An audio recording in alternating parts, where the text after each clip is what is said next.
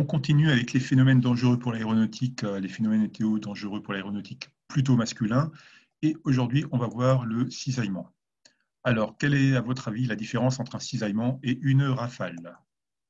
Alors, le cisaillement, en anglais, ça se dit wind shear. Donc ça, c'est important de le savoir. Donc, c'est une brusque variation spatiale très marquée de direction et de vitesse du vent sur une échelle très réduite, avec souvent une turbulence forte. Voilà. Donc, qu'est-ce qui se passe pour l'avion? L'avion il est en train de traverser des couches et le cisaillement, ça va faire que tout d'un coup, le vent va changer de direction et donc la vitesse de l'avion va varier dans la masse d'air, va varier brutalement aussi. Voilà. Et donc, du coup, il va avoir des pertes de portance assez brutales, des trous d'air, ce genre de choses. Voilà. Donc ça provoque donc des modifications très rapides, très brutales de la trajectoire de l'avion. Et donc, il faut être attention à ces différentes couches nuageuses qui, euh, qui sont proches du sol et qui ont des directions très différentes. Voilà. Donc nous, on retient principalement que le cisaillement, c'est assez brutal, c'est dangereux et ça se dit wind shear. Et après, donc, on a les rafales de vent. Donc les rafales de vent se dit gust. Voilà. Et on peut donc avoir des variations brusques et localisées du vent. Et ça, c'est souvent, on les a proche des pistes.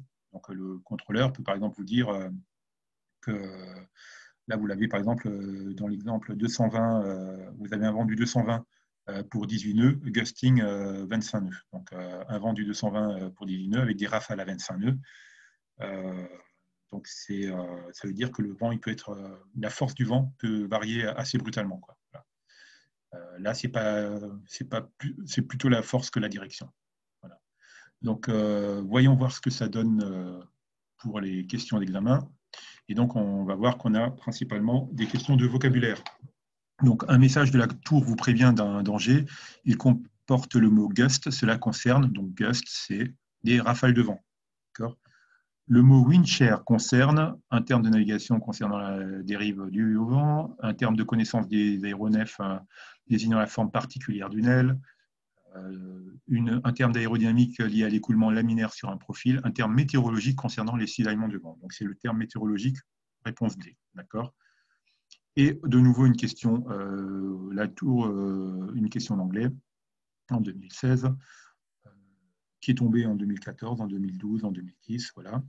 Un message de la tour vous prévient d'un danger. Il comporte le mot gust. Cela concerne, donc, ce sont des rafales de vent.